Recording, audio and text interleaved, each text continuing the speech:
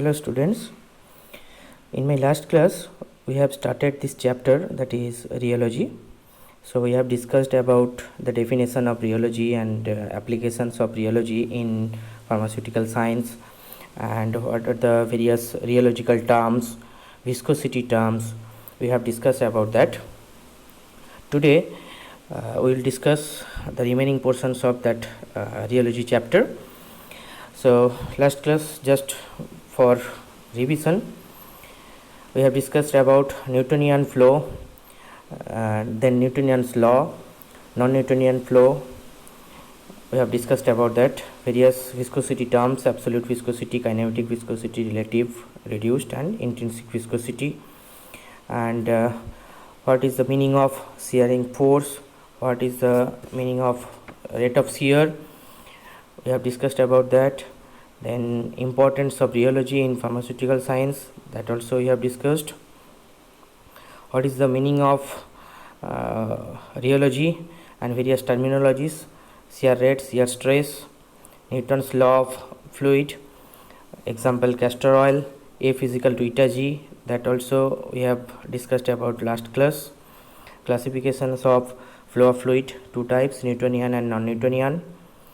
Newtonian law, flow of fluid, that is F is equal to eta G, that means which follows the Newton's law of flow of fluid, that is known as Newtonian fluid. Non-Newtonian fluid which do not obey this law, that is known as non-Newtonian fluid. So you can see that equation, F is equal to eta G. So how to calculate what is the meaning of absolute or dynamic viscosity, then what is poise, that means unit, kinematic viscosity, then factors affecting viscosity, temperature and pressure, and how this Arrhenius equation that is related with viscosity, that also we have discussed. Non-Newtonian system, that we know that we do not follow the law F is equal to eta G, and example is colloid, emulsion, liquid suspension and ointment or semi-solid product, gel, jelly, paste, all are examples of non-Newtonian system. So this is three types: dilatant flow, pseudoplastic flow and plastic flow. What is rheogram? Rheogram, that is a plot of shear rate G as a function of shear stress, that is also known as flow curve or consistency curve. So plastic flow, that is associated with flocculated particles or concentrated suspension, that is also known as Bingham bodies. What is yield value? That is the minimum force is required to flow that liquid. For example, suspension of zinc oxide in mineral oil, some paints, ointment, gel, jelly, example. That is one examples of plastic flow, that is ointment tube or cream, when it will come from that some ointment tube or cream tube. The equation for plastic viscosity, that is U is equal to capital F minus small f upon G, where F means yield value, F means shear force, G means rate of shears and U means plastic viscosity. And the slope from the rheogram, that whatever we will get, that is known as mobility. So today we will discuss about that pseudoplastic flow. Pseudoplastic flow, that is also known as shear thinning system. Shear thinning system. The consistency curve for a pseudoplastic flow, it will begin at the origin nearly zero at lower shear stress condition. As the shear stress increases, shear rate also increases, but the trend is not linear. In cases of Newtonian flow, we have seen that the trend of that rheogram, that is linear, but in cases of pseudoplastic flow, the shear stress is increases with shear rate, but the trend is not linear. Therefore, the viscosity of a pseudoplastic system cannot be expressed by a single value. Why? Because that is not a straight line. The entire curve, that is the most satisfactory representations of pseudoplastic material. The curve begins at the origin and there is no yield value. It occurs in the polymer in solution. Different types of polymers are there. When that polymer that are added in water, it may show pseudoplastic flow. Just for example, synthetic or natural gum or different cellulose derivative, when they are added in water, it will shows pseudoplastic flow. Just for example, when tragacanth that is added in water, it will show pseudoplastic flow. Sodium alginate, when that is added in water, it will show pseudoplastic flow. Some other examples are also there, cellulose derivative, for example methyl cellulose, sodium CMC, that means sodium carboxymethyl cellulose, when they are added in water, it will show pseudoplastic flow. As the shearing force or shearing molecule orient themselves to the direction of the flow, this orientation reduces internal friction. See that figure. In this figure, under normal storage condition, the long chain molecules of the polymer, they are randomly arranged in the dispersion. When shear stress is applied, all these molecules begin to arrange their long axis in the direction of force applied. This stress induced orientation reduces the internal resistance of the material.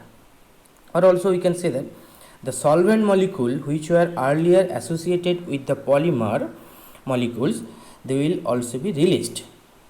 Thus, the effective concentration and size of the molecules are lowered. Now, the material allows greater shear rate on progressive increase in the shear stress. So, from that figure that we can easily describe. Polymers at resting condition, arrangement is random, and water molecule that are present in bound condition with the polymer chain.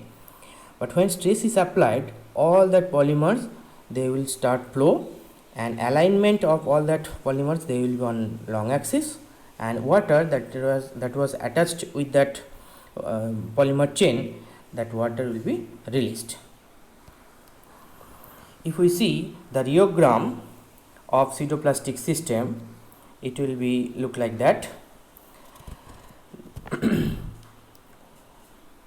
See that the curve that is started from 0, and when shear stress is increased, the rate of shear that is also increased, but not linear. And the formula that is used for calculations of pseudoplastic flow, that is Fn is equal to eta 1 g or eta dash g, where capital N, that is a number given to the exponent, and eta dash, that is the viscosity coefficient, g, that is we know that is rate of shear. Now in cases of pseudoplastic flow, this value of capital N, that is higher than 1, and it increases as the flow becomes increasingly non-Newtonian. So we can say that when n is equal to 1, then this equation that becomes the equation same as Newtonian flow. Yes or no? Because for Newtonian flow, we know that F is equal to eta g. Now the difference is here, if n is equal to eta dash g. Now n value is equal to 1, that means the equation that will be same as Newtonian flow. So the greater the value of capital N above unity, the greater the pseudoplastic behavior of the material. That is the conclusions. So we can finally say that the greater the value of capital N above unity, the greater the pseudoplastic behavior of the material. Now, if we take log at both sides, so then what we will get? N log F is equal to log eta dash plus log G. Now by arranging this equation, we will get log G is equal to capital N log F minus log eta dash. So this equation, it will give a straight line. So this is a simplified approach because some fluids do not obey this equation, though they exhibit pseudoplastic flow. So this is all about pseudoplastic flow. Next is dilatant flow. Dilatant flow, that is also known as shear thickening system. The consistency curve of dilatant flow exhibiting dilatant flow. The system exhibit enhanced resistance to flow with increasing rate of shear. Now, when shear force is applied, this system increase their volume and hence they are called dilatant. So this is important. Why they are called dilatant? They are called dilatant because when shear force is applied, this system increases their volume and hence they are called dilatant. Dilatant materials are also often termed as shear thickening system because of increased apparent viscosity at higher rate of shear. Now when the stress is removed, the system returns to its initial states of fluidity. So some materials are also there that may show the dilatant flow. Certain suspension with a high percentage, if solid content of one suspension is more than 50%, it may shows dilatant flow. Deflocculated solid exhibit an increase in resistance to flow with increasing rate of shear. Such system actually increases in volume when sheared and hence they are termed as dilatant, and this phenomena is also known as rheopexy. When stress is removed, the dilatant system returns to its original state of fluidity. Example, cornstarch in water. Some other examples are also there. Kaolin 12% in water, zinc oxide 30% in water, it will shows dilatant flow. From that figure we can see what is the dilatant flow behavior. See that initially at resting condition the close packed particle are there, void volume is minimum and vehicle that are present that is sufficient to lubricate all that particles. So we will get relatively low consistency. Now when shear force is applied, what will happen? That close packed particle they will open, so the void volume that will increase. So when void volume will increase, the vehicle present that will be insufficient to lubricate all that particles. So when lubrication is not there, so viscosity will increases. Okay, again I am repeating. See that in this figure the system at rest exhibit relatively low consistency. When shear stress is applied, the particles assume open form of packing and the bulk of the system expand or dilate. The void volume significantly increases, but the amount of vehicle that is insufficient to fill this expanded void space. Thus, the particles are not weighted properly, or also you can say that not lubricated properly, and it will develop resistance to flow. Finally, the system will show a paste-like consistency. For this reason, one has to cautious in selecting equipment in the manufacture of dispersion system of a dilatant type. Now, in this case, the sediment in the deflocculated suspension is dilatant and it resists any attempt of stirring or shaking. This effect is also known as caking or claying of the suspension. This behavior should be avoided. So whatever I told that is discussed here, particles are closely packed with amount of vehicle is enough, increase shear stress, the bulk of system expand or dilate, the vehicle becomes insufficient, particles are no longer completely lubricated, so finally the suspension will set up a firm paste. If we see the rheogram of dilatant system, it will look like that. It will start from 0 with increasing shear stress, the rate of shear will also increase, but the rheogram that is not linear, and so already we have discussed why we will get this type of curve, and why we will get this type of curve, because the volume is increased. So what is the significance of this dilatancy? This type of behavior suggests that appropriate precautions should be used during processing of dilatant material or the selection of equipment for preparations of different types of dilatant type of dispersion system.